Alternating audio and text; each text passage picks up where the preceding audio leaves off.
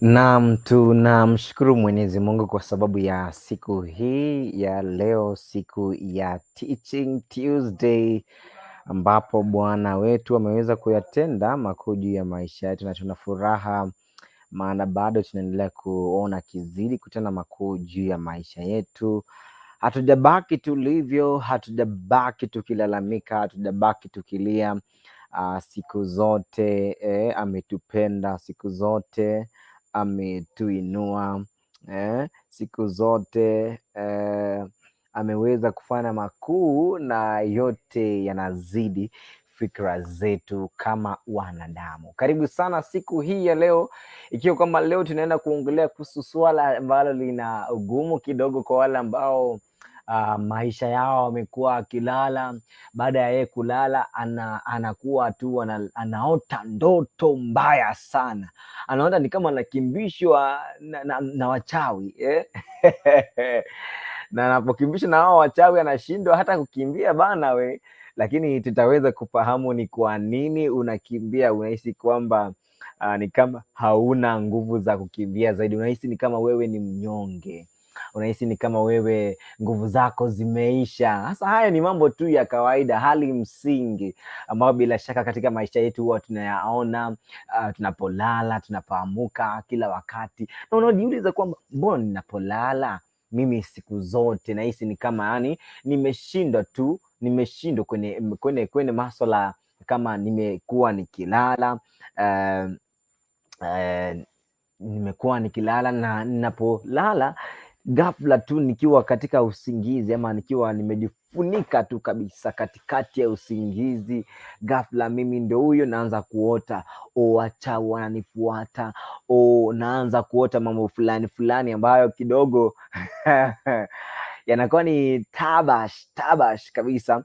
Lakini leo itakuwa kwamba ni vizuri tumechukua wakati wetu mzuri, wakati wetu mrefu na mfupi, ili tuweze kujadili moja kwa moja kwa njia iliyo nzuri kabisa, ili kwamba tuweze kufahamu ni lipi hili ambalo kidogo linatukia, ili kwamba unapata kwamba ndugu yangu, dada yangu, siku zote unapata kwamba umehisi ni kama kwamba umefanya dhambi. Dhambi, kuna dhambi ya kukula sana. Hii nataka tuelewane, dhambi ya kukula sana ama dhambi. Siku zingine nimeambiwa hapa kwamba kuna wale ambao tunasema kwamba ni makahaba pale kwenye baa, ambao kidogo kazi yao tu wakikula, huyu akishatoka wanataka pia wakule na ya huyu, wakishamaliza pia wakule na ya yule, lakini mwishowe tu unapata kwamba ni tatizo kwa masuala yetu kama wale ambao ni wale ambao tunakula sana kidogo tu. Kwa hivyo inatumaanisha kwamba kuna wale ambao wananitafuta hivi sasa waweze kufahamu kwamba niko kwenye studio. Tutaweza kuongea na wao baadaye.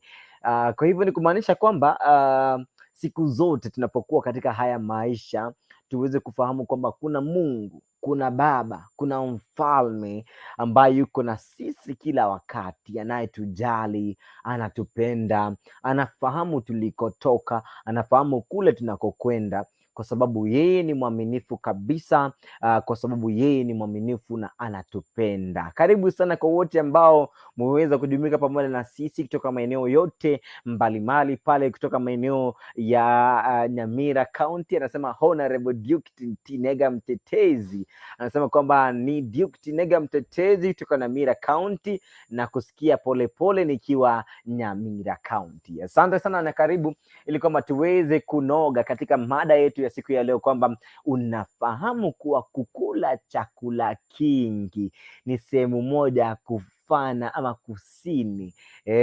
Unaweza kusini, unaota ndoto mbaya kwa sababu ushakula tu, ushabugia, umebugia chakula kingi. Lakini tutaweza kufahamu kwamba ni yapi haya ambayo yanatukia katika maisha yetu, maana kila saha, kila wakati, kila tukio huwa linatukia kwa sababu ya kitu fulani. Kwa hivyo tuweze kuingia hapa barabara, hiyo kama ni mida ya saa 2 ambapo zimekatika dakika ni 20 baada ya saa 2 usiku. Wewe uliye ambaye unaendelea kututizama katika mida hii ya saa 2, karibu sana. Huenda hujakula, huenda umekula, lakini naomba tu sikio lako kwa siku ya leo ama kwa wakati huu hadi pale tutakapotamatisha segment hii ya siku ya leo, mida ya saa 3 usiku. Niite Papa Isaac LENARD, kaka wa kifalme aliyezaliwa pale na kazaliwa mwezi huu wa Februari, ambapo leo ikiwa ni siku ya kwanza kabisa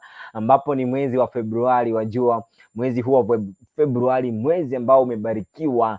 Watu ambao walizaliwa mwezi wa Februari wamebarikiwa sana, ikiwemo mie hapa na wengine zaidi. Lakini kuna wale ambao kidogo sijui tutasema walisaulika na kalenda. Tarehe 29 walizaliwa mwezi Februari kidogo. Mwaka huu ni kama itakuwa sege mnego, hiyo birthday itakosa. Najua hiyo pia ni miujiza. Hiyo pia ni miujiza. Lakini kidogo tutaweza kuingia pale na tutaweza kujua ni hepi. Lakini kabla ya kwenda pale, kwa sababu tumeweza kujua juu, tumeweza kujua yani tumeweza kukumegea kidogo pale. Sasa karibu ili kwamba tuweze kuomba na tuweze kuanza kwenye ibada yetu katika siku ya leo. Nikipenda kwamba uweze kufunga macho yako ili tunapoomba na wewe pia kwamba huhisi ama uamini tu, lakini uhakikishe kwamba hakuna mtu anakudisturb hata kidogo. Ukichukua nafasi yako pia unaweza kaweka earphones kwenye masikio yako, na pale ukishaziweka basi tuweze kuomba kwa pamoja na itakuwa ni njia iliyo nzuri. Na wale ambao kidogo wako mbali, waambie kwamba uweze kuingia. Nimeweza kurusha StreamYard link ambao utaweza kuingia nayo hapa kwenye studio ili tuweze kuongea moja kwa moja. Hebu tuweze kuomba kwa njia iliyo nzuri katika jina la Kristo Yesu. Baba wetu, tunakuinua na tunaliinua jina lako ambalo limezidi majina yote, jina lako la kifalme ambalo Bwana tumekutambua wewe unatosha, wewe unaweza, wewe unastahili, wewe ni kimbilio letu, wewe ni baba kwetu. Asante kwa sababu Bwana umekuwa na sisi usiku kucha. Siku ya leo hadi tumefika katika usiku huu wa leo tarehe 1 mwezi Februari mwaka 2022. Baba wetu umekuwa kinga kwetu Bwana katika hali zote. Bwana wewe umekuwa mwanga katika miguu yetu, hatujagongwa ama hatujaanguka kwa lolote, maana Bwana umekuwa pamoja na sisi katika hali zote. Tunaomba msamaha wa dhambi, maana Baba wetu tunakujua wewe ni Mungu uliye wa rehema. Turehemu mahali ambapo Bwana tumekukosea, ili kwamba tuweze kuwa na wewe wakati huu tunapokualika, uweze kuwa pamoja na sisi hadi tamati pale, na itakuwa kwamba sifa zinakurudia wewe. Mungu unaishi na kutawala. Katika jina la Kristo Yesu tumeomba na hata kuamini. Mmoja aseme kwamba amen. Amen, amen. Tena karibu ili kama tuzidi kumshukuru Mwenyezi Mungu katika mida hii na tuweze kunoga kwenye Biblia na masuala haya. Kidogo unaposikia ama unapoangalia Biblia inakueleza kwamba tuwe na kiasi. Kiasi hiki kidogo unajiuliza kiasi hiki kinamaanisha namna gani? Kuna watu pale, siku ingine mimi nilikuwa pale nikaambiwa tukule chakula. Na ndiposa leo nilikuwa nikilaumu hawa watu, lakini leo niweze kuongelea. Mtu ameenda kwenye hoteli, alipoingia kwenye hoteli ameletewa chakula ama vyakula tofauti. Vyakula hivi alipoletewa ama alipoviletewa alianza kuvila. Asa baada ya kuvila akahisi kwamba tumbo yake ameshiba. Ghafla akaacha chakula kikiwa kizima pale mezani. Watu tukaanza kuuliza, mimi nichukue chakula changu, nichukue muda wangu kununua chakula kama kile, alafu niache chakula kwenye hoteli dameni? Niache chakula kwenye hoteli namna gani? Kwani mimi nilinunua chakula kikue West? Yaani wanasema kwamba watu wale ambao ni madosi bana wanachoma. Hawachomi ndugu yangu, hawachomi dada yangu. Ni kwa sababu wao huwa na kiasi cha kukula. Yaani alipoagiza alidhani kwamba kile ambacho angeletewa ni kiasi ambaye yeye amekizoea. Sasa hapa tunataka tuelewe. Na mbona watu tunakula chakula, unapata kwamba mtu ashakula pale, amekula. Alafu kuna wengine ambao kidogo anapokuwa kwenye hoteli asipowekewa sosa hapo hawezi akalipia. Labda umwambie kwamba alipe nusu ya hela ambazo wamekujia kwenye hoteli, ama umwekee sosa, ndipo ahisi kwamba kuna uzito kwenye chakula yako. Tunashika pale watu hoteli wanataniambia, lakini watu wengi wameanza kuzoea Waluya. Hapana bwana, Waluya si kwamba wanakula chakula kingi, ni vile tu mmezoea kwamba wale watu wanakula ingoho. Kwa hivyo haimaanishi kwamba wao pia wamezoea kukula tu. Hapana, kila mmoja ana nafasi yake. Anaweza akakula kingi kidogo, anaweza kula vitu vingi. Mimi sifahamu kama ni vingi, lakini yani wamezoea tu. Kuna wale ambao wamezoea, kuna wale ambao hawajazoea. Kwa hivyo ni vizuri tu tuwe na kiasi kidogo kwa chakula ambacho tunakula, tuwe na kiasi, yani kiasi tu. Nataka tuelewe hapa, kuwa na kiasi inakusaidia. Kwa nini? Leo tuanze na mwili wako. Usipokuwa na kiasi, usipokuwa na self control, hiyo ndio roho ya kiasi ama tunda la kuwa na kiasi. Siku zote mwili wako hautatosheka na bibi mmoja. Kwa wale ambao tuko kwenye ndoa, utakuwa unaangalia sketi pale, unahisi ni kama huyo angekuwa bibi yako, huyo angekuwa bibi yangu, ningefurahi.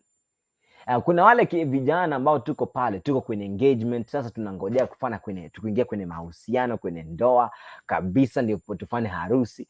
Kama si kwamba una roho ya kiasi, unaweza kuingia kwenye kusini, unaweza kuingia kwenye masuala ya kusini, unaweza ukasini kwa njia ya haraka, kwa sababu roho wa kiasi asipokuwa ndani yako ni rahisi tu kusini. Kwa sababu unapoangalia pale, by the way, acha nikwambie, kuna wale ambao wanakuja kuambia kwamba congratulations, unafanya harusi. Hata yule ambaye alikuwa maybe tuseme ex atakuja kuambia congratulations, na ghafla tu unaweza pata kama imekuletea mtego. Lakini wewe ambao uliye na moyo wa kiasi, uliye na tunda la kiasi, utaweza kuepuka majaribu haya, wajua. Kwa hivyo dhambi tu haimaanishi tu ni kukula tu. Tunaanzia na mambo msingi ambao ni ya kawaida kwenye dunia hii, ambao lazima tu yaone pale. Kuwa kama si roho wa kiasi, ungekuwa na mtusi kila mmoja kwenye familia ya kwako.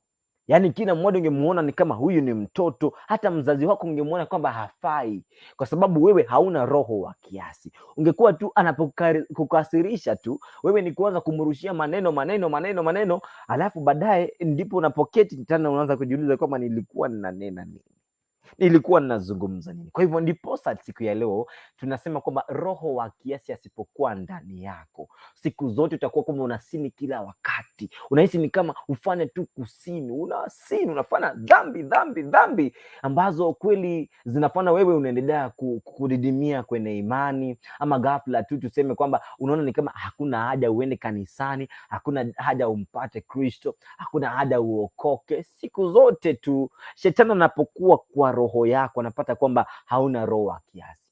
Sasa shetani huyo bado ndio tunasema kwamba kuna shetani ambaye ni wa gluttonous. Glutton. Nataka tuelewe hapa, kuna yule shetani wa glutton. Shetani wa glutton anakuja namna hii. Wewe unapoangalia chakula chochote popote pale, roho wa kiasi awepo. Usione watu wako na matambi mamwili. Hofu kwa yule ambaye kidogo yeye hakuwa anakula chakula, lakini mwili wake ukamkubali. Kuna watu ambaye siku zote akianza tu kuona chakula pale, ameanza kusalivate tu, ameshaanza kumezea mate. Unaanza kusikia ni kama mlio wa mate umeingia tumboni mwa mtu tu ghafla tu, nastuka kwamba huyu rafiki yangu anameza mate namna hii, kwani kuna nini? Ni maji unameza ndugu yangu? Unameza mate, unameza maji, kwa sababu ni ile roho tu ya kutokuwa na kiasi, ashaanza kumezea mate tu. The same thing na wale ambao kidogo ghafla tu, dada kaka, ushaanza kumezea wale ndugu dada pale, unasema yule angekuwa wangu, na already uko na wako. Kile chakula kingekuwa changu, already una chako. Siku zingine wakati wa kitambo, mimi enyewe ninaweza nikasema kweli, wakati tulikuwa tunaomba nyumbani, kama ingekuwa kwamba ni mulo wa nyama ambao uko pale nyumbani, lazima ningefungua macho ili kwamba nisione mtu akidondoa chakula changu, ama kwanza mimi nitakuwa wa kwanza kukidondoa kwa wale ambao wamefunga macho. Na kidogo mimi siri yangu kitambo, nilikuwa napenda omena mbaya sana. Na unajua omena halali, kwa hivyo hata mimi singelala bwana, lazima ningefungua macho ndio niangalie. Kwa sababu gani? Sikuwa na roho huyu wa kiasi. Roho wa kiasi anapokuwa ndani yetu, tunaishi tu kwa maisha ya starehe, maisha yasiyo na anasa. Maisha ya anasa tu husababishwa tu kwa kutokuwa na roho wa kiasi. Roho wa kiasi. Tunapoendelea kujadili hapo moja kwa moja, nitakwepa tu kidogo, alafu nitarejea ili tuweze kuzungumza kwa njia iliyo ya taratibu, zikiwa kama zimekatika dakika 31 baada ya saa 2 usiku. Karibu ili kama tuweze kuzama katika jambo hili ama swala hili zima la kukula kupita kiasi. Haya, wewe ambao unaendelea kututizama wakati kama huu, asante sana kwa kuchagua stesheni hii nambari 1 kwa masala ya moshene ya Kristo. Hakuna moshene nyingine unaweza kupata ya Kristo ambayo inakuambia mambo ya msingi, mambo ya kidunia tu, alafu na relate na mambo ya Mungu na vile inavyostahili kufanya. By the way, leo nakushambulia chakula. Wewe ambaye ulikuwa unataka kumeza mate, meza. Ukiwa kama umemeza namna hiyo, basi tutasonga, tutazidi. Haya, niweze kukuwekea pale link, iko pale.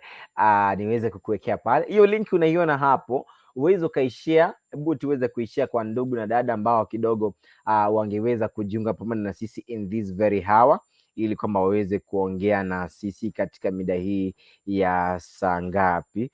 Mida hii ya mida hii ya saa ngapi hizi? Ya saa 2:33. Nataka tu tuingie pale tuweze kuzidi kwa njia ya taratibu, ili kwamba tuweze kumshukuru Mwenyezi Mungu kwa njia iliyo nzuri. Kwa hivyo tuweze kuingia hapa ili tuweze kuangalia 1, 2, 3 maswala 2 matatu tuweze kuyamaliza. Tuweze kuyamaliza ili ikue vizuri. Haya tuweze kushare pale, tuweze kushare pale kwa wale ndugu. Nimeanza kushare already. Anza kushare na marafiki, anza kushare. Kuna wale ambao ungependa kushare na wao sasa hivi. Nimeanza kushare, ndiposa nimeachilia pale, nimekwamiza ile mada ya sasa hivi, ili kama tuweze kushare kwa njia ya ambao ni nzuri, kwa wale ambao kidogo hawajapata, ili waweze kuingia hapa online tuweze kuongea na wao. Lakini kidogo nilikuwa nimesahau kuhusu maswala ya birthday. Unajua birthday. Leo kuna dada fulani pahali leo amekuwa akizidi kusema kwamba leo ilikuwa ni birthday ya kwake. Maswala leo ni mengi, lakini tunajua kwamba birthday nzuri, na tunataka tuweze kumwishia birthday nzuri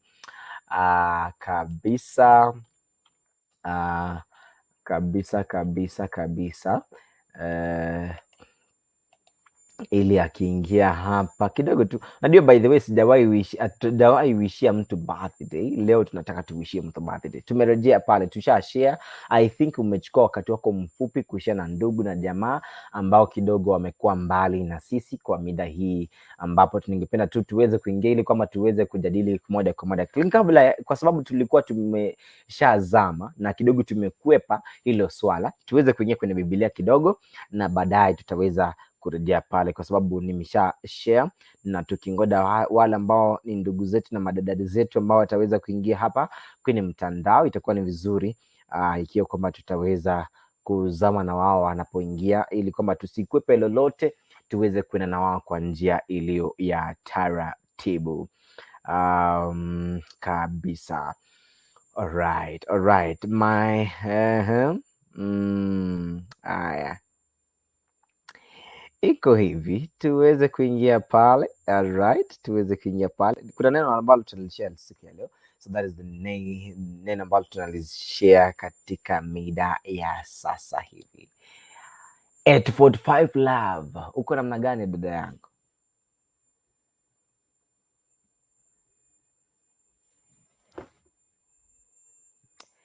Wewe umwesh, nitakuchapa. Uko aje?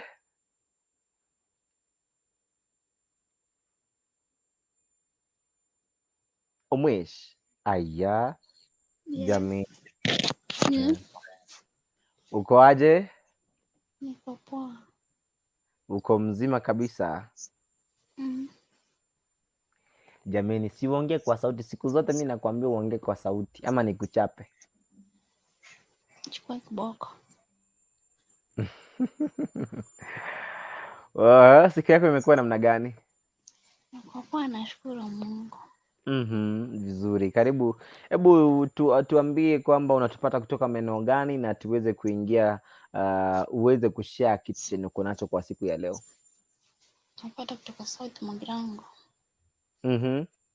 Kiasi County. Imagine na strain kukupata. South Mugrango, Kiasi County. Wow, South Mugrango. Aya, karibu. Hebu tuweze kushare 1, 2, 3 tuweze kujua. Cha kwanza niangalie to the God, tupenda glory, ndio tunazungumzia leo.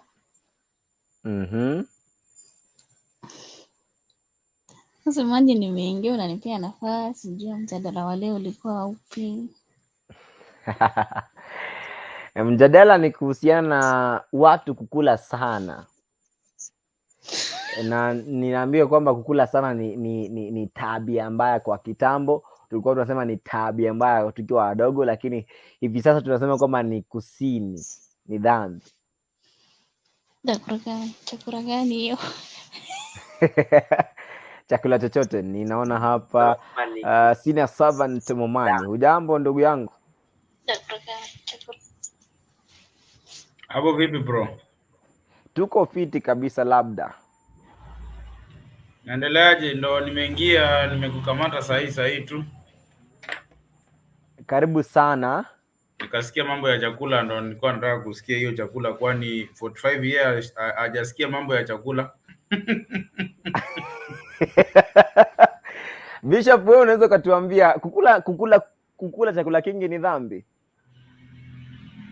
The Bible says that too much of anything is unalewa. Hata ukikunywa maji mingi ni kama umelewa, so hata ukikula chakula mingi ni kama umelewa. So there is a way we are limited kwa mambo ya kukula. Yes. So you need to you need to see what do you do good to yourself. Yes. Si ati ni mambo ya kitu mtu kusema ati sasa wewe unastahili kukula hivi na hivi. Wewe mwenyewe ndio unajiangalia, then unajipima. Then uone kama inakufaa ni sawa, kama ikufai ni sawa. Paul says what do you see that is good to your life, so that what is good to you, what you expect people to do to you, ufanyie na wewe watu hivyo tu. Ndio. So ndio maana Inasemekana si vibaya vile kukula sana, lakini si sana. Yes. Yeah. Alright, vizuri. Lakini unajua nilikuwa naambiwa kwa sababu kuna watu ambao kidogo pale kwenye unapoenda kwenye maeneo ya burudani, naona kwamba siku zote unapata kwamba wale ambao ni makahaba ama wale ambao ni wasichana wa pale siku zote wanakula, alafu wakienda chooni wanatapika tena, wakirudi tena wameanza tena kukula kingine. Sasa hii ndio mimi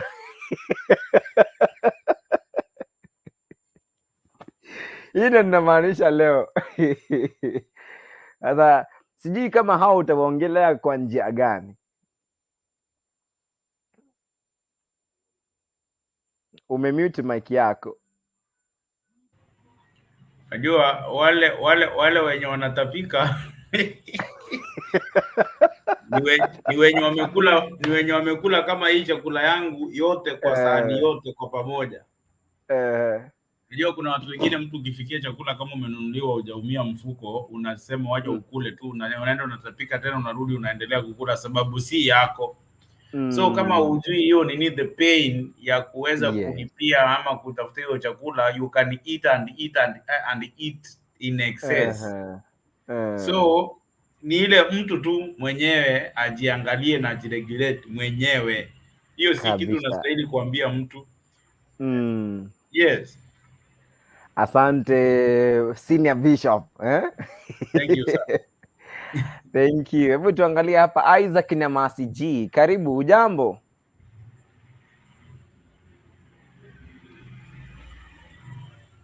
Isaac G na Masi. Na kuona pale sijakusikia.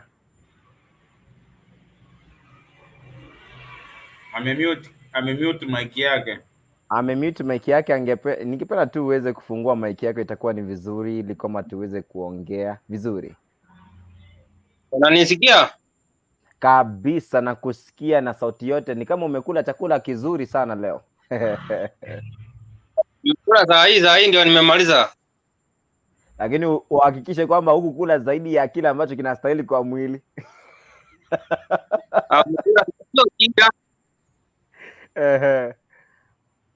Kesho waamkie kazi. Ndio, najua kwamba kuna masuala fulani ambayo tumekuwa tukiongelea leo kuhusiana na kukula sana ni dhambi. Sasa sijui kama wewe unaelewa kama ni dhambi ama siku zote umekuwa tempted kukula chakula kwa sababu ni kitamu na ukahisi kwamba ukule zaidi ya kile ambacho unastahili kukila. Unajua ukikula chakula mingi na kazi ni hivyo hivyo. Kazi ni hivyo hivyo.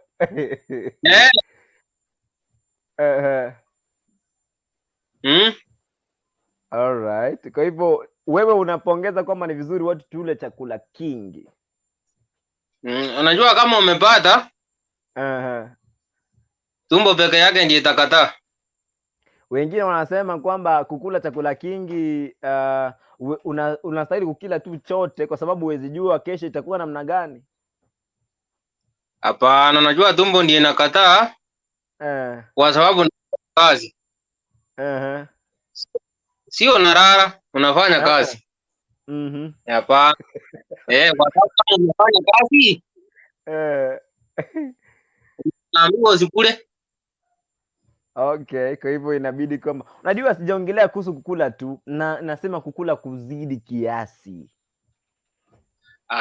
Kuzidi, unajua tumbo ni unajua sema kama saa hii nimetengeneza ugali. Na kukula. Sira nisikie tumbo iko sawa? Ndio. Unajua kama nataka nikueleze hivi, kuna wakati nilipokuwa mdogo siku zote mimi nilipokuwa nakula, nilikuwa nakula hadi nazidi kukula tu. Sasa hadi wakati wote ningekunywa hadi chai. Nikilala niwe ninaangalia juu. Sasa sijui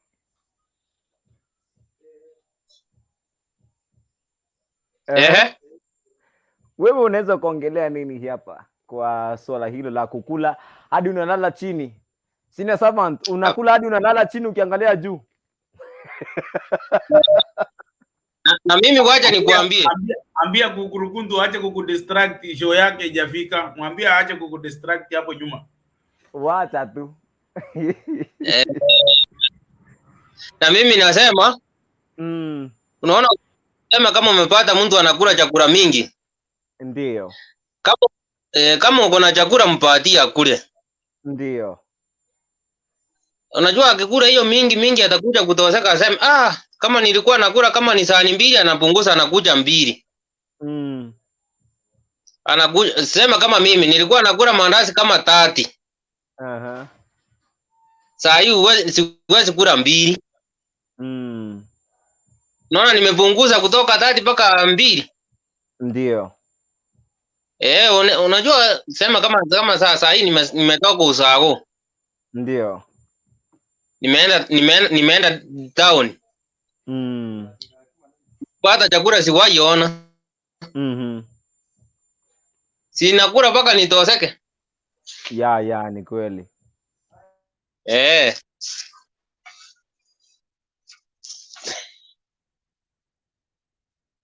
Mimi nimeshukuru kuuliza hiyo maswali. Yes.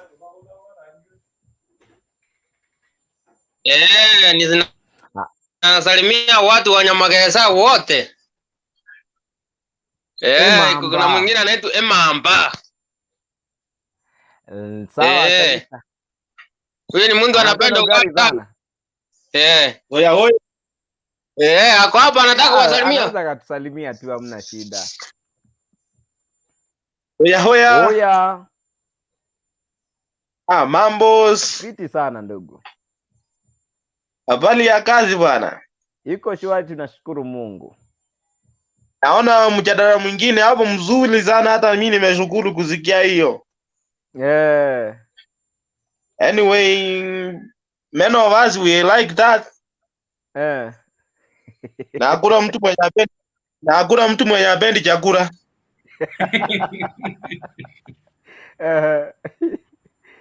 Then you like that. Lakini unajua tunaongelea kuhusu kula kuzidi kiasi. Uwezi kula. Unajua?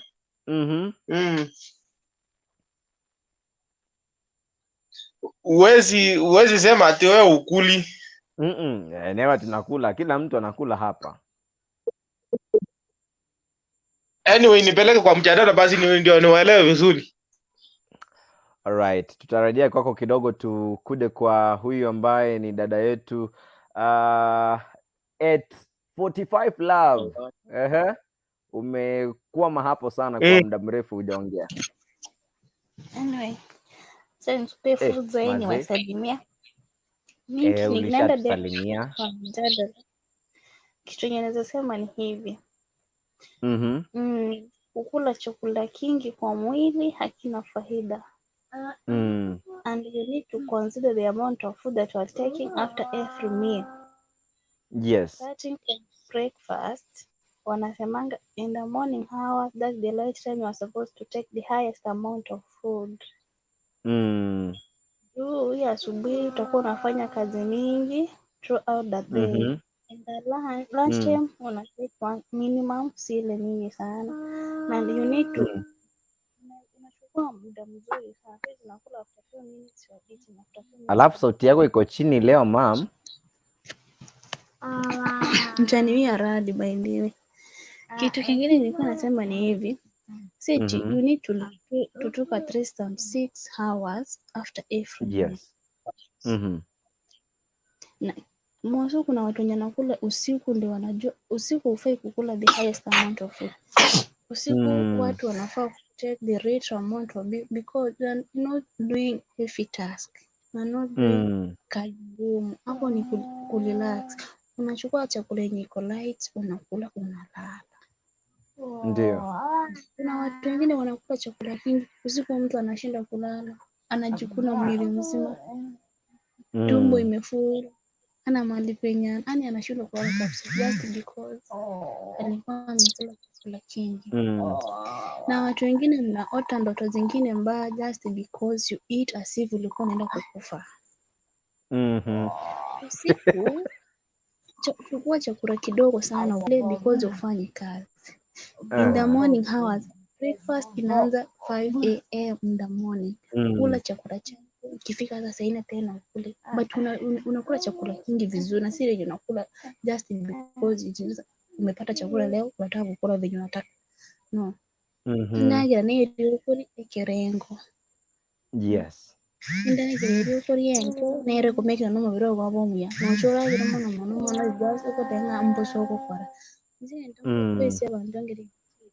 Ndagira nyinge teringia. Kari ndagira asekerengo. Noyo mwanafunzi uri ndagira nyinge. Mwanafunzi uri ndagira nyinge tari gwe. Ro mwana uri kulia kandagira gasini. Umwana ari sharp. Yeah, ikina kila tewa saboniga. With time we'll be sharing a lot. Na kitu ingine nimesema hapo kukosa usingizi. By the way na ni ukweli. Watu wengine wanakosa usingizi just because they eat too much of food. And the other thing, watu wanakunywa maji with immediate effect. No. At least give your body some few minutes. Ndio unakunywa maji. Na watu wengine mnakula alafu kitu kingine, don't take cold meals. Don't take cold meals. It's not advisable. At least take meals that look warm. Unajua our intestines. Sile kitu yenye kula chakula chenye ni baridi. Chukua chakula chenye kiko lukewarm. Hata asubuhi amka, chemsha maji yako, eka hapo ipoe kidogo, ukunywe ndio ukule breakfast. At least unafanya mwili yako inakaa active. Yes. Yeah. Alright. Tutarudi tena kwako. Acha tuongee na hao ambao kidogo wameweza kuingia, hawajaongea chochote. Kidogo waweze kwanza kutusalimia ndipo watakuwa wana feel kwamba they are in the show. Blessed Mom, karibu.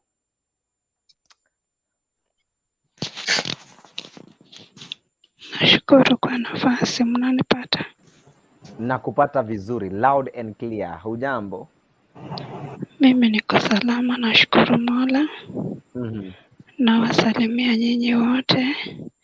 Na wish a happy new month, a blessed month to all of you and your family, friends, your neighbors, your enemies. Happy new month. Kuna maandiko pia ningependa kuwapatia ya kuanza nayo new month ambayo iko kwa Isaiah 45:2. I think utasoma baada ya wote kuongea. Alafu hiyo mjadala ningependa mtufahamishe vizuri. Yaani kukula mingi ni dhambi ama ni vibaya. Tunataka mtueleze, na kama ni Biblia inasema pia mtuambie ni kitabu gani. Mimi napendanga kuchangia ile kitu nimeelewa. Alright, thank you. Tunaenda kwake Mochokoro Ekerevi. Mochokoro Ekerevi pale. Ujambo?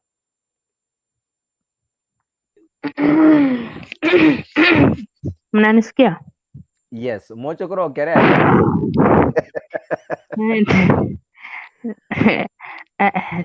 Sio kwa kupenda kwako.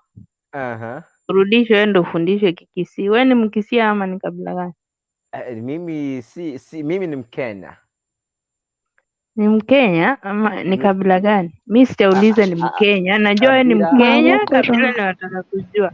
Magukuru hivyo venye umekohoa nilikuwa naomba uvae mask. Vaa mask Magukuru. Hivyo umekohoa. Nimevaa, niko nayo hapa. Hebu fungua kamera ndio tuone kama umevalia mask. Niko nayo hapa, ile tena kubwa.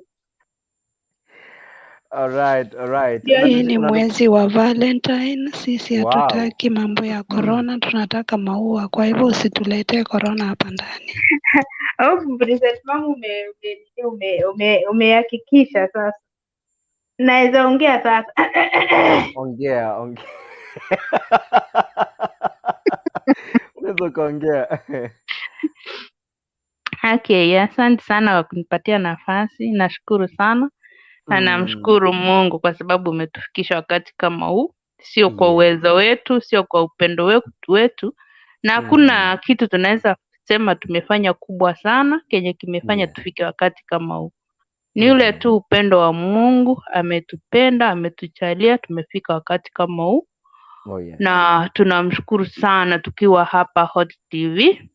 Kabisa. Na kuwa na mwenzetu mimi sijai nimuona, lakini nawaona wengine hapo. Mwenye najua peke yake ni President Mom sababu yeye na ninajua na TV. Sasa nyinyi wote ni wageni kwangu. Hata mimi najua mimi ni mgeni kwenu, lakini mimi najua ni mimi ndio mama yenu.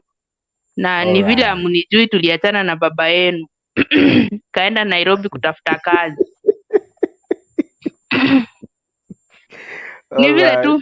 Ni vile tu mmelelewa na mama wa kambo. Sasa mama yenu ndio huyu original. Na ni mzee sana, ako na miaka 100. 100 ni miaka ngapi? Ndio nakwambia mimi ni mzee zaidi kwa nyinyi wote. Hakuna mtu mwenye ako hapa ni mzee kuniliko, na mimi ndio mama yenu. Mnalelewa na mama wa kambo, ndio sababu hamunijui. Mwenye ananijua peke yake ni President Bam. Okay. Acha tena niwasalimia mchambo. Najua wengine wameshangaa huyu mshosha anaongea nini. Mshosha anakuanga hivyo. Najua mtu akiseeka anakuwa mtoto, akili inarudi inakuwa mtoto. Sasa mnisamee. Mochokoro kerebi. Mimi mwenyewe na tena si mochokoro, nitange magokoro. Umesikia President Mama amesema nini? Magokoro. Okay. Right. Unatupata ukiwa maeneo gani by the way? Mimi nawapata kutoka Texas. Texas? Nilikuja jana. Ndio niko airport. All right. Ndio naongojea mtu mwenye alikuwa anaenda kunihost. Hata amesima simu, sijui kama kuna mtu ako hapa ndani kwa Hot TV ako Texas na kuna na Uva akuja nichukue. Namba nitampa. Ufa sio Ufa. Okay, tutazidi endelea kutulia pale hivyo, alafu tutaweza kukuingisha kwenye mada ya leo. Kidogo tuingie kwake Mokulu Mobema. Mokulu Mobema, huyu ni Mkongolese. Ujambo? Si jambo sana. Sauti iko chini ndugu yangu. Iko chini, lakini acha niongeze kidogo. Unapata sasa vizuri? Sauti yako ni ya mdomo bwana. Weka atoe redio, ameweka redio kando yenye anasikiza na anaongea. Hakuna redio, mimi niko tu peke yangu. Okay. Mnanipata sasa? Yes. Sawa. Hata nimeshukuru leo kujiunga na nyinyi hapa. Huyo hii jina ni ngumu sana. Nasema yeye ni mama yetu, atujui na sisi tumekuwa wewe unasahau watoto wako. Sema kweli. Halafu ni kama anatembea nje sana. Sasa umejaa kuna wengine anazaa huko hadi anashindwa na wengine kama sisi. Lakini nikienda mada ya leo mada ya leo naona hapo ilikuwa ni chakula, kukula sana ni dhambi. Ndio hiyo niliona hapo. Kukula chakula kingi ni dhambi. Umejua labda kuna chakula nyingi yenye watu wanakula. Sasa labda ungetueleza ni chakula gani hiyo, lakini kwanza chakula ya kawaida pia mtu akikula sana ni dhambi, kwa sababu saa zile wewe unakula nyingi na mwingine analala huko njaa. Pengine si mzuri sana. Nafaa tu nakula. Nakumbuka mimi nikiwa mdogo nilikuwa nakula sana na nilikuwa nimekonda. Na siku hizi vile niliona hii maneno si nzuri, nikaanza kupunguza kidogo. Siku hizi kili inapanda tu pole pole. Kwa sababu pia ni vizuri saa zile unakula ni vizuri unaangalia, kwa sababu mwili yetu haitaki vitu kubwa. Wewe ungekuwa unakula hiyo alafu unaenda chonde unaenda mara mingi. Ati mwili yenu haitaki vitu kubwa. Na sisi tunasema mambo ya chakula, vitu na chakula zinaingiliana wapi? Si umejua vitu, nimesema chakula. Wewe umejua unaenda mbele sana. Kaa tu hapo tu, ndakuja tu hapo penye unataka. Kwa sababu umejua mwili yetu inataka tu chakula kidogo. Saa zile unakula nyingi, choo ndio unaenda mara nyingi, na hiyo ni wastage, na kuna mwingine anahitaji. So hiyo ni dhambi kubwa sana. Ni dhambi kubwa. Unapata mama anakaa Mkulu mabema. Ndio hiyo Papa Isaac Leonard. Bana bwana. Unaleta watu mbio bwana. Hapana, ni ukweli kwa sababu umejaa kuna wengine wanaenda, ushaona matanga watu wanaenda. Ama ukienda harusi, kuna tu wale wanajiachilia tu, mimi ni kukula tu ndiye kazi yangu. Anaenda tu huko, hata anaangalia plate, akiona plate imeenda yeye, unaweza saa zingine unaenda unachagua. Alafu unaona hii plate imekaa iko hivyo. Unaona nikiakewa itamwagika, itabeba supu vizuri. So mjamaa kuna siku nilienda kuchagua, nikasema acha nirudi nyuma kidogo kwa sababu niliona zingine zinaletwa. So saa zingine si nzuri. Na baada ya hapo shida ilikuwa nyingi sana. Mara kuenda choo, na umejua huko ni sehemu enda harusi, unafaa saa zingine umekaa katikati ya watu, mara unasumbuka kwenda hivi, kwenda hivi, ambayo si nzuri sana. So ningependa labda ungetueleza vizuri chakula gani, kwa sababu mimi najua chakula mingi sana apart from ya kukula na mdomo. Okay. Si wewe ungetuambia moja yao kwanza kwa kabla mwingine atuambie. Wewe tuambie moja yao yenye unajua kabla tuambiwe na mwingine. Umejua hata wewe umejua saa hizo unasema, lakini umeshajua ni gani. Kwa sababu hata wewe unaelewa kuna chakula mingi sana. Lakini leo nilikuwa nataka tu nisiende mbali sana kwa sababu unajua nitakuharibu na wewe hapo. Sasa nataka tu niseme tu hii chakula tu ya kawaida, na hii chakula inakuwa hii ya kukula hii kama hii hapa unakula mchana. Unaona hata saa hizi iko watu hapa. Naenda unakula Isaac. Sasa ndio hiyo. Kabla hujatuambia ni chakula gani, kitu ya kwanza tunataka utuambie hii mambo ya kukula ni dhambi inapatikana kwa kitabu gani? Inapatikana wapi? Ndio tuweze kuchangia. Sisi na timu yangu hatupendi kuchangia kitu yenye iwezi saidia mtu. Tunataka kuchangia kitu itasaidia mtu na mtu aelewe. Tuambie maandiko, kitabu fulani, chapter fulani, verse fulani inasema hivi na hivi. Alafu kitu ingine, huyu mgeni jina yake ni ngumu kwa sababu ya uzee, sitaweza kumtaja, lakini huyu ako wapi? Ako karibu na yeye. Sijui ako karibu na Loni ama ako karibu na nani. Nilikuwa nataka nimwambie hivi. So jina yake ni ngumu. Siwezi taja hiyo jina kwa sababu ya miaka yangu. Miaka haiwezi niruhusu kutaja hiyo jina. So nilikuwa nataka nimwambie hivi, kuna kitu ameongea kuhusu kukula mingi na kukosa, wengine kuna wale wanakosa. What if you have a lot of food and you are already supplied to your friends? What of that? Right, itakuwa ni vizuri. Hiyo hata mimi naweza nikakujibu, lakini hata kujibu. Mkulu? Acha nikujibu. Umejua ni rahisi kwa sababu hii Kenya tuko watu wengi, ama labda penye huko si wewe peke yako uko hapo, na hakuna siku hata kuwa na pesa ngapi. Ndio maana unapatanga bado kuna wale ambaye walala hoi, kuna yule mwenye anatembea bila nguo, lakini wewe unapata uko nazo nyingi. Hata ukisaidia huwezi saidia watu wote hadi watosheke. Ni ile tu saa zingine umejua si food.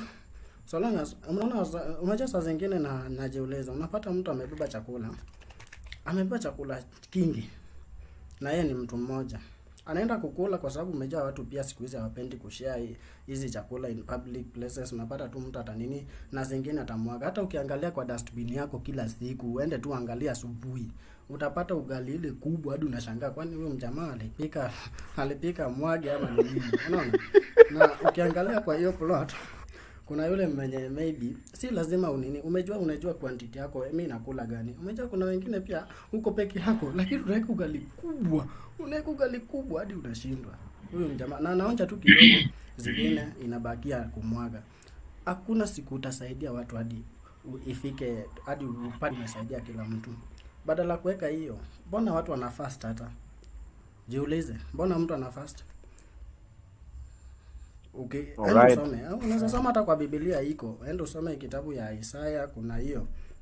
Na Isaya sijui ilikuwa 48 hapo basi nini. Acha nitaangalia alafu nikuje nikueleze vizuri. Inatueleza kuhusu mambo na fasting. Hatu fast kwa sababu sasa eti sasa unasema acha niende tu bila njaa kwa sababu naenda kufast. Ni ile tu ile the extra ni uko nayo kidogo. Tafadhali learn to share with others. Ndio usiache mwingine analala hoi pale na wewe umetosheka. Kama uko na hiyo hati ya kusaidia, unasaidia, na si lazima ikue tu in terms of chakula. Budget yako ya chakula punguza tu kidogo na uone hii yenye inabaki unaweza saidia nani pia at least akuwe anajisaidia nayo. Alright, Mokulu Mobema, asante. Tunataka tuone kwake senior servant Momani Janai. Karibu tuambie, kwa sababu niliona kwamba ulikuwa ushainua mkono wako. Najua, I think we are going out of topic, Nimeanza kusikia hapo. Ni kama tumeanza kutoka nje ya mjadala. Ulisema, uliuliza kukula chakula mingi ni dhambi. Ndio. And now I want to give you some verses in the Bible. We start from the first Corinthians chapter number 9 verse number 27. It says that, but I discipline my body and keep it under control, lest after preaching to others, I myself should be disqualified. You know, what Paul is trying to tell us is that we have two things. Kuna self-control as a principle. Yes. Inafaa kutufunza sisi. And while we can do nothing from Christ, we can do all things through his strength. Yes. So when Paul is talking about this, it's talking about discipline in his body.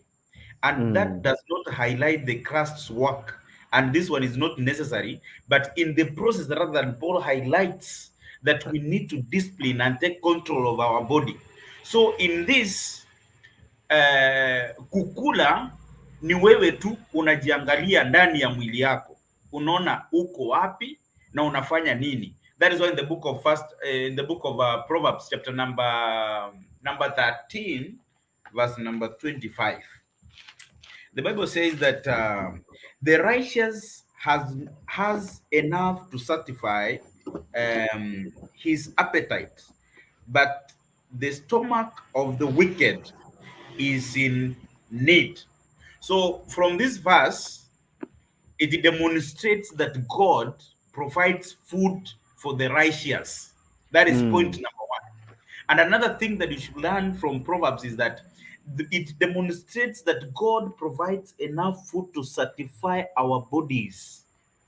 So the word satisfying here means that the verse also talks about on how we can keep our bodies health.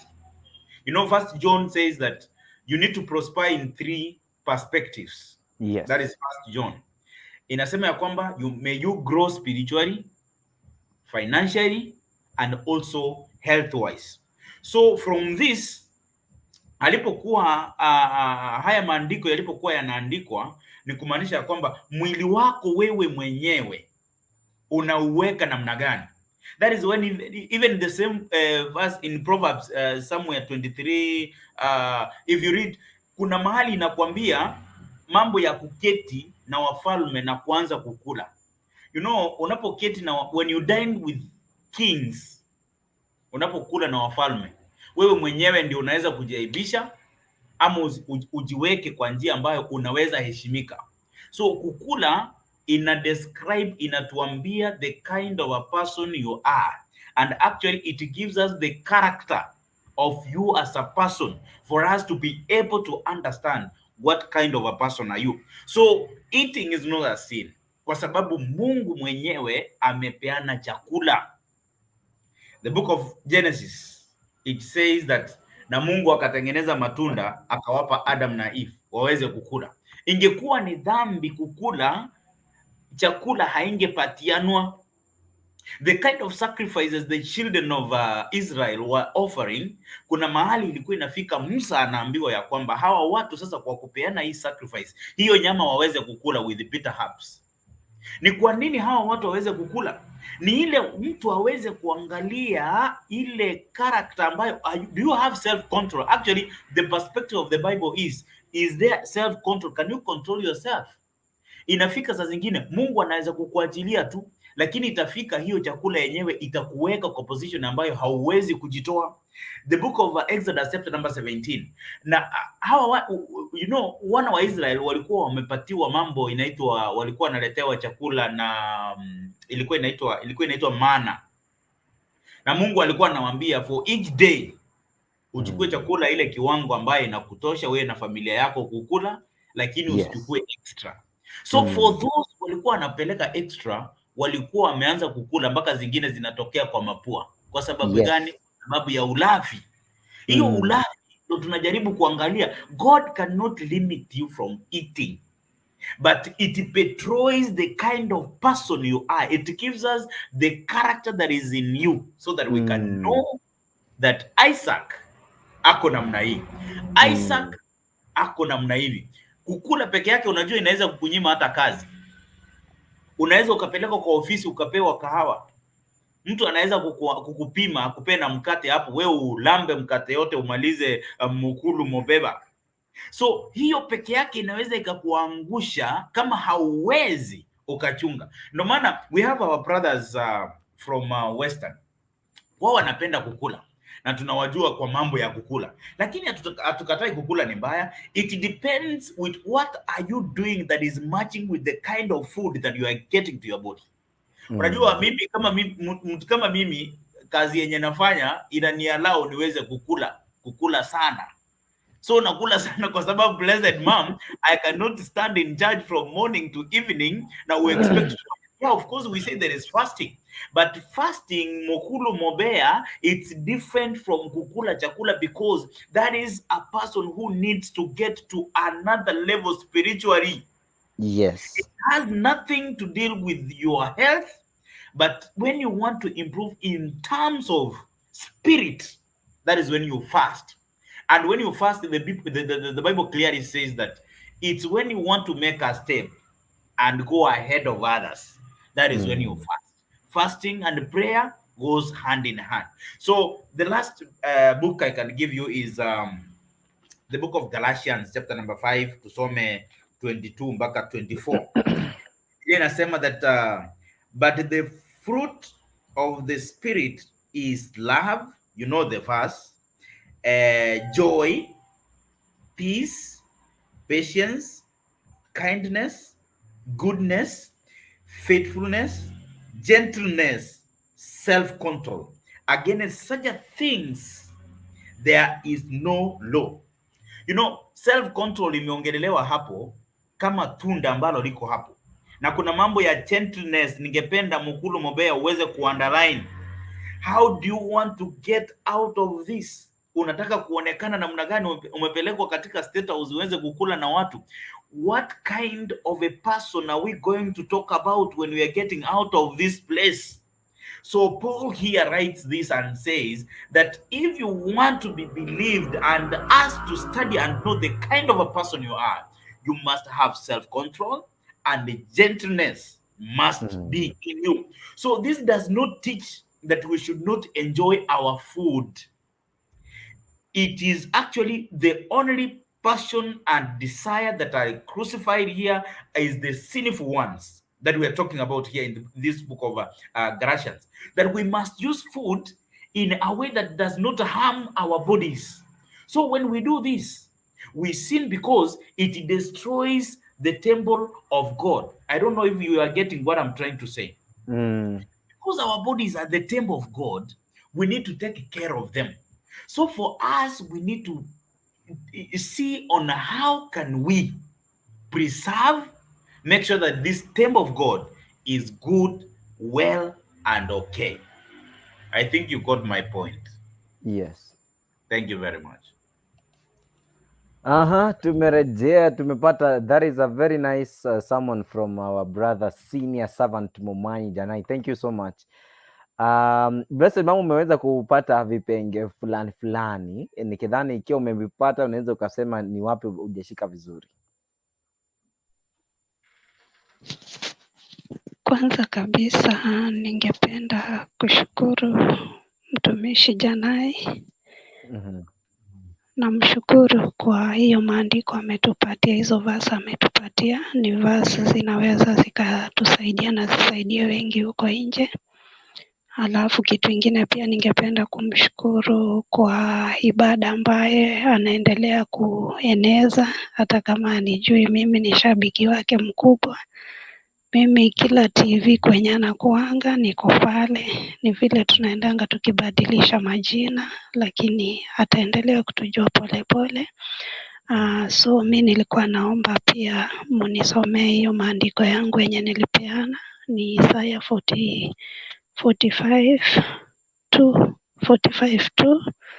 Alafu pia hiyo mambo yenye tumeelezewa na mtumishi Janai, tumeambiwa self control ni kitu ya muhimu.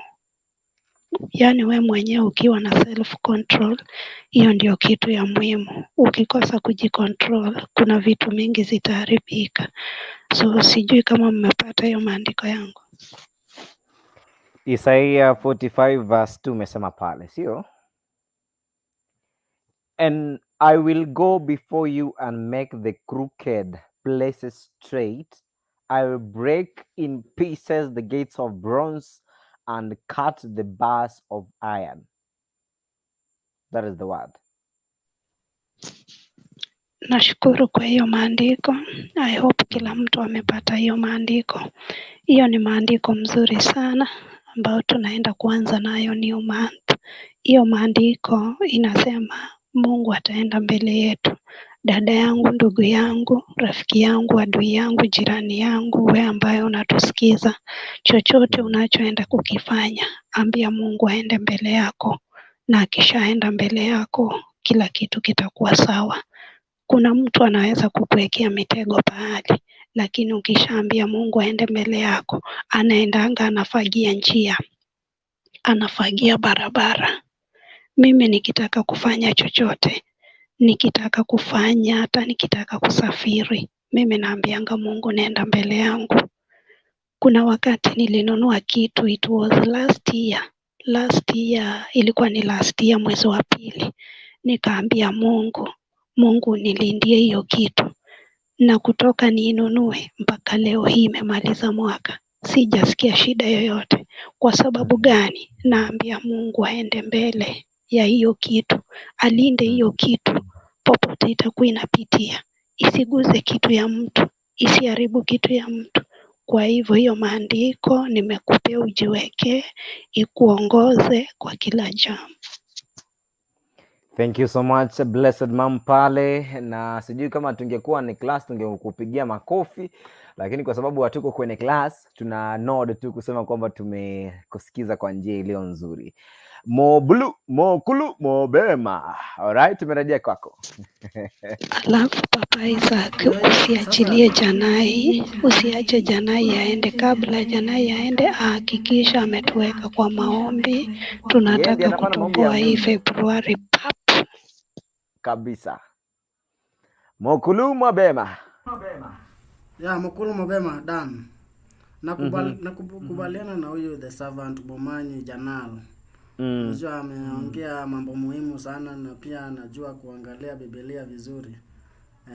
Ni ile tu ni ile amekubaliana, kwa sababu vile mtu anakula unaweza jua karakta ya mtu kulingana na hata jinsi yeye mwenyewe anakula.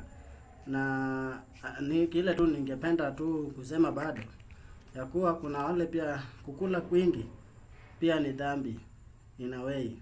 Hata si umejaza, kuna nasikia umeshiba lakini bado unaendelea tu. Umeshiba na bado unaendelea tu.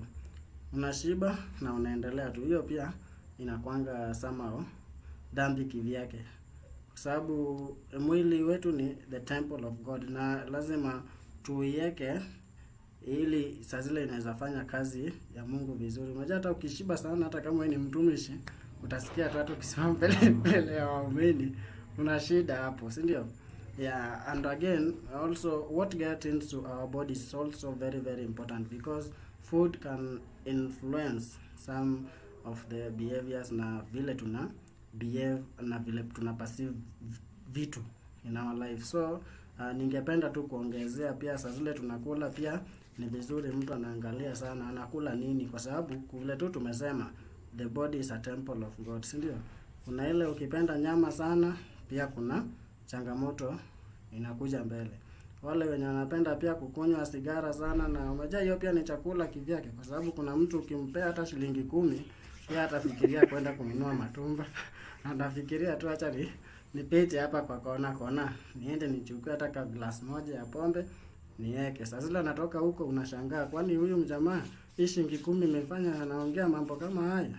So vitu chakula ile tunaweka kwa mwili pia lazima tuangalie, kwa sababu zina affect even the system and organ of us. So na kuna zingine zimechangia hata watu wengine kupoteza maisha yao. So ni vizuri pia tuangalie saa zile tunakula, ujue unakula nini na mbona unaikula, na kama ni mbaya ni vizuri unajua hii ni mbaya na ni nini inafaa nifanye. Kwa hiyo na mtumishi Java pia utatuombea kwa hiyo pia, ili wale wenye wako kama hiyo wanashinda tu kukula tu wanakula, wajue wanakula nini, pia at least wapate kujijua na wajue hii mwili yao wenye wanatumia si yao peke yao, ila tu Mungu akona sababu na kila mmoja wetu. Papa Isaac LENARD, Yes. Narudi tu kwako ndio utupe direction nyingine tena, ni nani anaendelea next? Asante sana Mokulu Mapema, asante kwa sababu ya mchango wako. By the way, Mokulu Mapema siku zote amekuwa funny, yani nimekuwa nikicheka tu, sie tunacheka tu bure, yani anaongea tu point. Anyway, thank you so much. At 45 Love Maze, uko pale? Yeah, niko huku. Kwa upande wako umepata nini siku ya leo? Nimejifunza mengi na kumalizia kitu ninaweza sema ni hivi.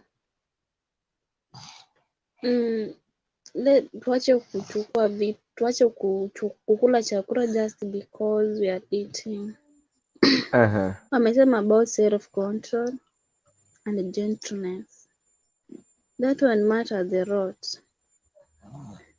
Na the other thing, wakati unakula hicho chakula chako, ensure that you are eating that food at the right time, at the right place. Na hiyo chakula ukiokula umeipikia wapi?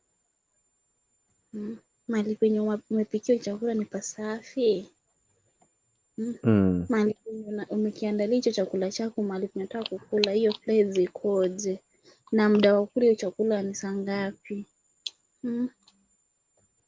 Acha kukula chakula with immediate effect unakimbia kulala. Give your body some allowances, chakula ifanye kazi mzuri kwanza ndio ulale. Ukipika chakula, our bodies are the temple of God, venye Mokuru amesema. Na anasema cleanliness is second to godliness. Cleanliness matters a lot in terms of preparing that meal. Chakula ukipika, unatumia mbinu gani kupika? Ni yule mtu mwenye unanawa mikono huku unakimbia unapika, ndio unatoa makamasi huku wengine ukipika huko. So you need to be clean, you need to look neat ukipika chakula. Vitu zako unapikia chakula zinakaa safi, hazina maji, na mahali unapikia chakula kama ni jikoni, sure that place is too clean. Kwanza starting from yourself. The way you look, kama wewe ni msafi, chakula chako kitakuwa kitamu. Kama wewe ni mchafu, don't expect someone to eat your food. So take note on those. Hivyo ndivyo ningeongea. Alright, ameongelea kuhusu the general topic ya masuala ya chakula. Ameongelea kidogo tu kuhusiana na mada ya leo, lakini ameenda nje kidogo, lakini ni vizuri pia tuweze kujua mambo na usafi na mambo na chakula na hivyo tu. And by the way, we have the 5 minutes pale ambazo tutaweza kupeleka kwa njia ya maombi, na pia kuwa kwa njia ambayo tutaweza tukielekezwa na mtumishi Janai kwa kutuelekeza, kwa sababu huu mwezi unajua leo ikiwa ni tarehe 1 mwezi huu wa Februari 22 mwaka. Kwa hivyo inamaanisha ni kwamba lazima tuwe kwenye maombi ili tuweze kuwa kwa njia iliyo nzuri. Na ninavyoona vitu vikitingizwa hivi. Papa, labda kama haujamaliza tafadhali. Ningependa tu kama naona mafunzo ni mazuri hapo. Umejaa kuna saa zingine nafunguanga hapa, naona saa zingine tunaongea mambo na ile maneno ingine ya bedroom pia saa zingine. So ningependa pia ni vizuri kama siku moja tupate nafasi pia tufundishe watu kuhusu hii mambo, na unajua kuna janga mingi imetupata, kuna corona imekuja, na kama kawaida pia tunajua hii HIV pia ilikuwa hapo awali. So labda ningependa kama siku moja mnaweza nipea nafasi pia tufundishane mambo na even the HIV pia kidogo, ili watu wetu wapate kujua ni yapi ambayo ni mapya katika hii uwanja pia wa HIV, at least tujue vile tunaweza jijua pia. Alright, itakuwa ni vizuri. Hiyo tutaweza kuangalia. Asante sana. Kuna mwingine kuna jambo kabla tujaenda kwake senior servant Momani, lakini nimeona announcement ambayo ameweka hapa. Blessed ma'am. Mimi nilikuwa nataka kumalizia nikisema hivi. Kwa upande wa mjadala nilikuwa nataka kusema wakati unakula kitu, kula kitu kifanye kazi kwa mwili yako. Kuna watu hawaelewi maana ya kukula. Kama sasa unapata kwako kwa nyumba umezoea kuweka fruits kwa meza, si mnaelewa vile mtu anaweka mix ya fruits kwa meza. Niliona mtu mwingine anaingia anakula zote, yani badala achukue apple moja, ndizi moja, yeye anakula, yani ni kama ulikuwa umeleta hiyo ikue lunch, unaona. So mpaka unaibika. So ni vizuri uchukue ndizi moja, chungwa moja, ndimu moja, yani una mix moja moja, si zote. Hiyo sio chakula, hiyo hakuna kitu imeongeza kwa mwili. Au unapata mtu anachemsha mayai, anakaranga mayai, ana mix, yani mpaka unakosa kuelewa. So kwa sababu ya muda ningependa Janai atupee program zake, kwa sababu siku hizi hatumuelewi, ni mwaka mpya. Kama atakuwa anakuja ile ya every Sunday ama nini atuelezee. Ndio yani tukue tuko kwa program, yani tuko kwa mpangilio wa program. So mimi ningependa atujulishe tu juu sisi ndio timu kufuatilia following. Timu kubwa ya timu Janai. Karibu Janai.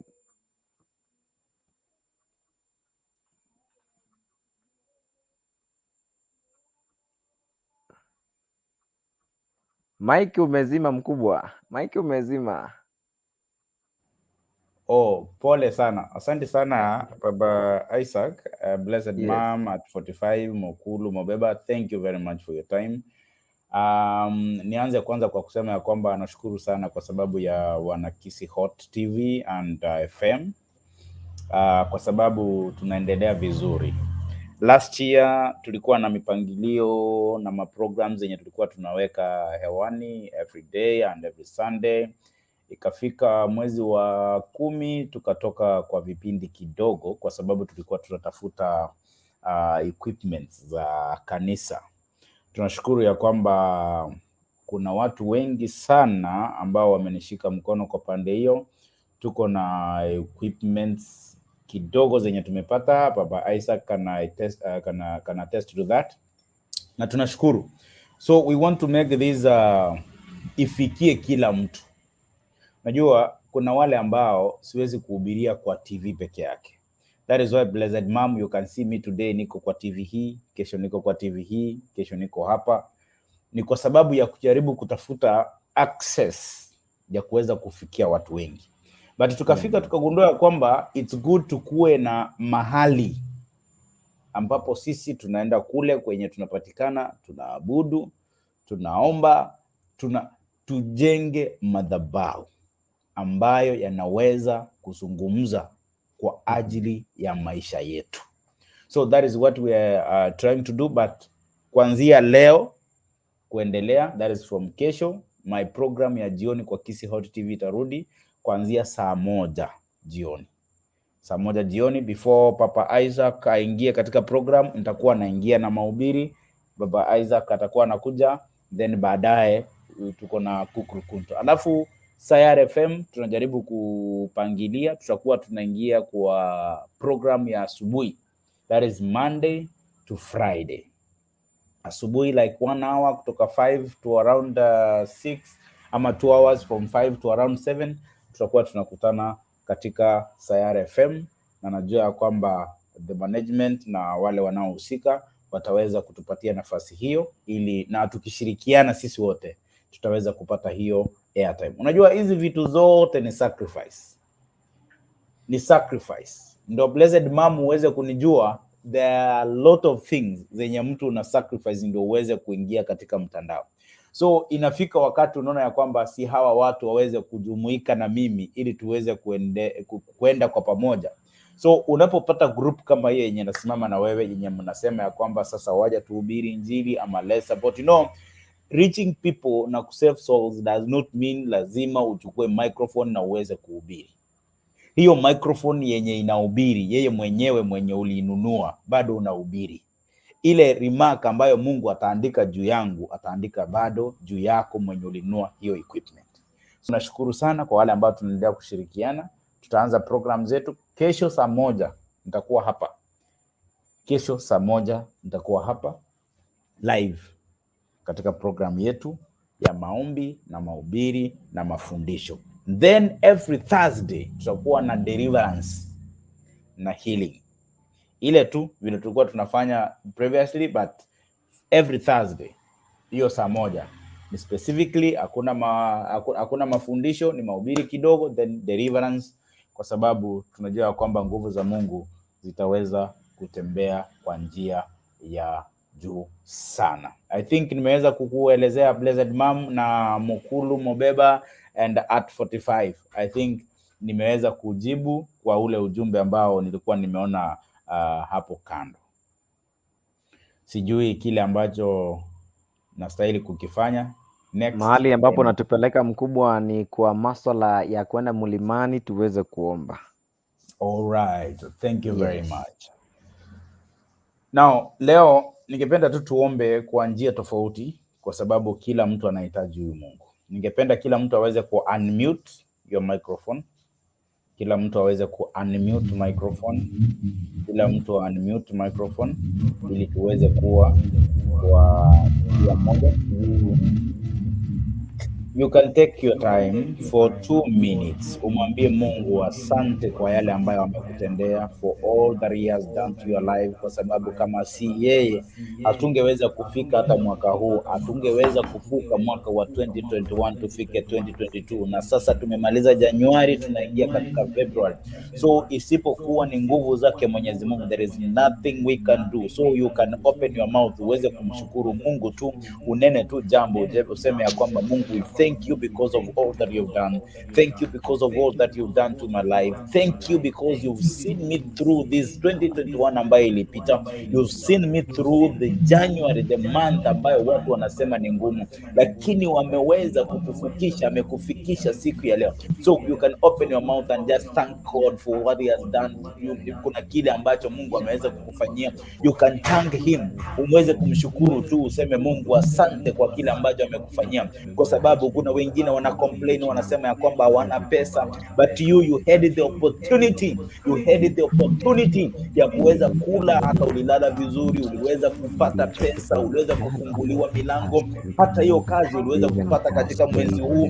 You need to thank God, Kushukuru Mungu wetu aliye juu mbinguni kwa ajili ya yale umetutendea kutoka mwezi ulipoanza Januari hadi siku ya leo. Sisi hatuna kitu ya kukupa ila kukushukuru. Maandiko inatuambia katika Psalms 75 verse 1 ya kwamba tukushukuru na tutangaze matendo yako makuu, tunatangazia mataifa yote yaweze kujua ya kwamba umetutendea. Sisi tunachokumbuka ila kukushukuru. Yale umetutendea ni mengi, hatuwezi tukaelezea, hatuwezi elezea watu yale umetutendea, lakini wewe mwenyewe tunakuongeza sifa zetu na shukrani. Sifa zetu na shukrani zikurudie wewe ukae juu mbinguni. Tunasema ni asante kwa kila jambo katika jina la Yesu Kristo. Father, we thank you because of this moment. Tunakushukuru ni kwa ajili ya Kiasi Coach TV. We thank you because of where you've brought us from and where you are taking us to. We thank you because of the viewers in this television. We thank you because of the participants who are in this television. We thank you because of the partners in this television. We thank you because of management of this television. Father, you're giving us the opportunity and the platform, Lord, to speak about your word. I pray that each and every person that is connected to this TV, may you bless, may you lift, may you give grace in the name of Jesus. As we are starting this February, things are going to happen unexpectedly in the name of Jesus. I can see a breakthrough for each and every one of us. Something that you never expected in your life is gonna come your way in the name of Jesus. Wengi wanasema Januari inakuwa mwezi mgumu, lakini vile wewe umeweza kufuka mwezi wa Januari, this year I speak the word of blessing that this year 2022 is gonna be a blessing to your life in the name of Jesus. May God, good Lord, lift you. May you never lack. May you be lifted. May you receive grace in the name of Jesus. Amen. Let the diseases, all kind of diseases, not touch your life, not touch your family, nor your relative, nobody that is connected to you that can be, in the name of Jesus. Yes, Jesus. We cancel anything that goes against our life. As we are starting this month, Father, I bless this month. I bless the month of March, April, May, June, July, August, September, October, November, and December in the name of Jesus. May you be blessed. May you be blessed. May you be blessed. May you be blessed. And you can say amen.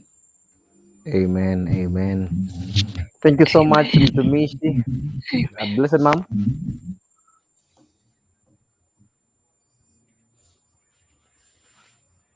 Right, thank you sana mtumishi kwa sababu ya maombi hayo. We are happy that everybody ambaye ametujoin siku ya leo, we are happy. Mokulu, Mobema, we are happy. Blessed mom, we are happy. At 45 Love, we are happy. Our servant today, you've ministered to us. We are very much happy and glad that kwamba hata sisi, hata ikiwa kwamba ni leo umejiunga na sisi, bado tunajua kwamba utazidi kuwa na sisi because we are in the way of making our things to go right, ili kwamba tusikuwe tu tuko relaxed hapa Kisi Hot TV.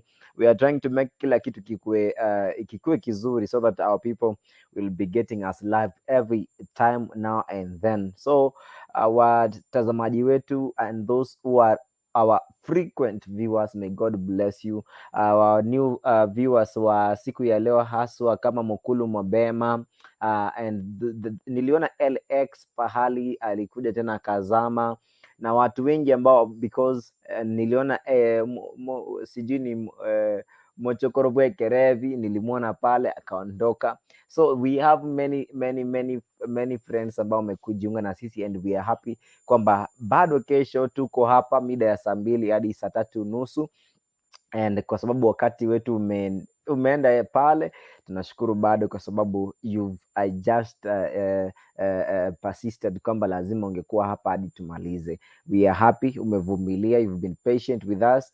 May God really bless you. Actually, hayo mambo ambayo Mr. Jenai, the servant of God, ametuambia leo, it's very true.